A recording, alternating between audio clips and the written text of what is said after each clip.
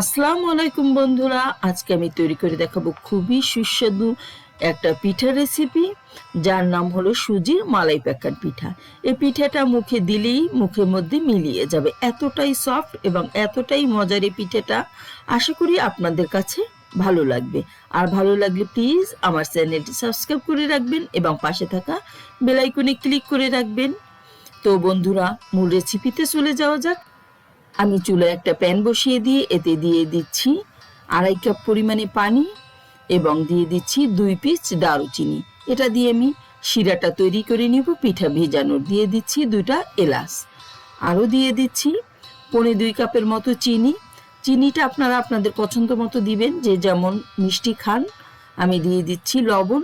লবণটা দিলে হবে কি, চিনির স্বাদটা ঠিকঠাকভাবে লাগে, না হলে কেমন একটা পাঁচশে ভাব চলে আসে চিনির স্বাদে।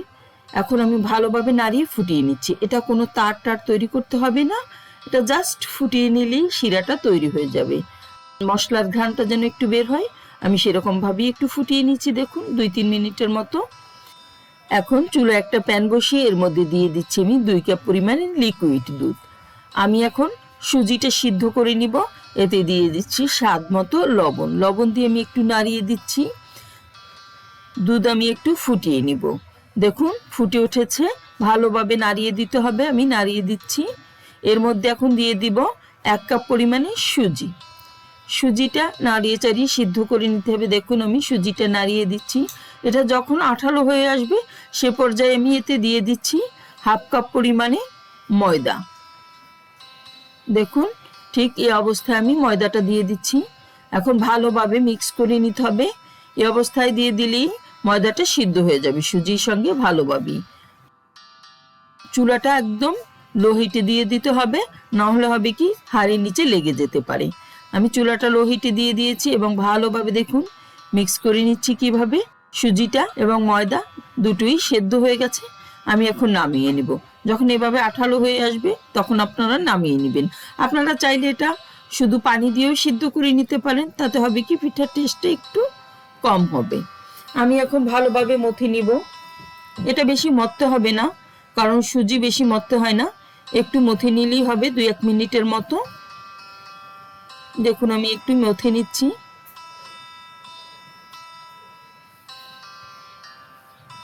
এখন এতে আমি দিয়ে দিচ্ছি ডিম। একটা পুরো ডিম লাগবে না, এখানে আমি হাফ ডিম দিয়ে দিচ্ছি। দেখুন দিয়ে ডিম ভালোভাবে মিক্স করে নিতে হবে ডোয়ের সঙ্গে। মিক্স করে নিচ্ছি। ডিমে পিঠাটা সফট হবে এবং ভালোভাবে ফুলবে। আমি দেখুন ভালোভাবে মথে নিচ্ছি। একদম মথে মিশিয়ে নিতে হবে ডিম দইয়ের সঙ্গে।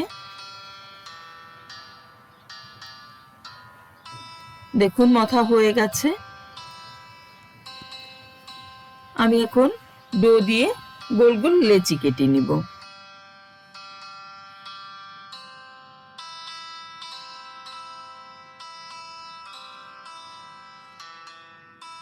একটা শেপে নিয়ে আসছি আমি গোল করে। দেখুন এ থেকে আমি ছোট ছোট করে দেখুন গোল গোল বলের মতো করে নিচ্ছি।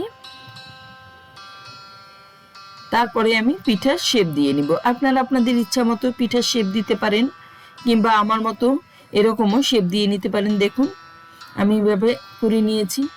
দেখুন এটা আমি কিভাবে করে নিয়েছি। আমি একটা পিঠার শেপ দেওয়া আপনাদেরকে এখন দেখিয়ে দিচ্ছি। দেখুন একটা কাঁটা চামচ নিয়েছি আমি, নিয়ে এভাবে খুবই সহজ, আপনারা যদি একটু খেয়াল করেন তাহলেই ডিজাইনটা করে নিতে পারবেন, যে কেউই করতে পারে। দেখুন একটা পিঠা তৈরি হয়ে গেল। আমি আরও একটা ডিজাইন আপনাদেরকে দেখিয়ে দিব। আমি আরও একটা বল নিয়ে নিচ্ছি। দেখুন হাত দিয়ে একটু চ্যাপটা করে আমি আরও একটা ডিজাইন করে নিচ্ছি চামচ দিয়ে। দেখুন লম্বা লম্বা আমি আগে দাগ কেটে নিচ্ছি। এরপরে এর উপর দিয়ে ঠিক আড়াআড়িভাবে আবার দাগ কেটে নিতে হবে। দেখুন আমি আড়াআড়িভাবে আবার দাগ কেটে নিচ্ছি। হয়ে গেল আরও একটা পিঠা। এভাবে আমি সবগুলি পিঠা তৈরি করে নিয়েছি। দেখুন আমার কাছে তো দেখতে খুবই ভালো লাগছে। এখন আমি প্যানে তেল গরম করে নিচ্ছি। তেলটা প্রথমে হিট করে চুলা মিডিয়াম লো হিটে দিয়ে দিতে হবে, কারণ চুলার আঁচটা বেশি থাকলে পিঠাগুলি ফুলে ফেটে যেতে পারে। তাই আমি চুলার আঁচটা লোয়ে করে দিয়ে এখন আস্তে আস্তে ভেজে নিব। এটা সুন্দর একটা গোল্ডেন কালার আসা পর্যন্ত আমি পিঠাটা ভাজবো। উল্টে পাল্টে ভাজতে হবে, নাহলে যে কোনো এক সাইডে কালার হবে, অন্য সাইডটা হবে কি কাঁচা থেকে যাবে বা সাদা রং থেকে যাবে, কালারটা ঠিকভাবে সব দিকে আসবে না। আমি দেখুন বারবার উল্টে পাল্টে দিচ্ছি আর পিঠাগুলিও কেমন সুন্দর ফুলে যাচ্ছে। হালকা একটা কালার চলে আসছে পিঠায়। আমি আরো একটু ডিপ করে নিব ভেজে কালারটা।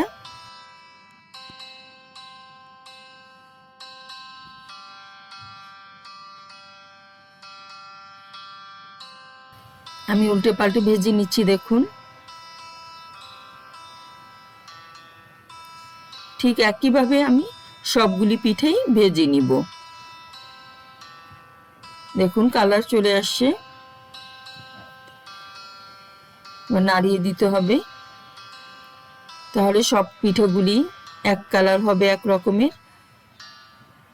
নাড়িয়ে চাড়িয়ে আমি ভেজে নিচ্ছি। দেখুন পিঠাগুলি কেমন হয়েছে।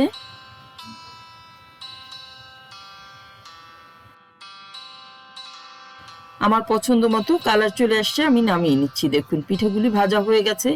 এভাবে করে আমি সবগুলি ভেজে নিয়েছি। দেখুন আমি একটা সার্ভিং ডিশে দিয়ে দিয়েছি। আমার সবগুলি পিঠাই ভাজা হয়ে গেছে।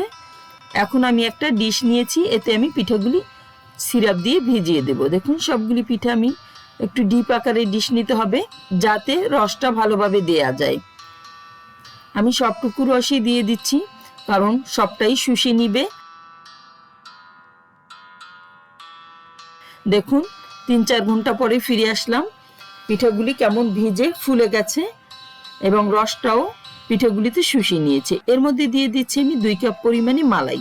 মালাইটা আমি 1 লিটার দুধ ঘন করে নিয়েছি।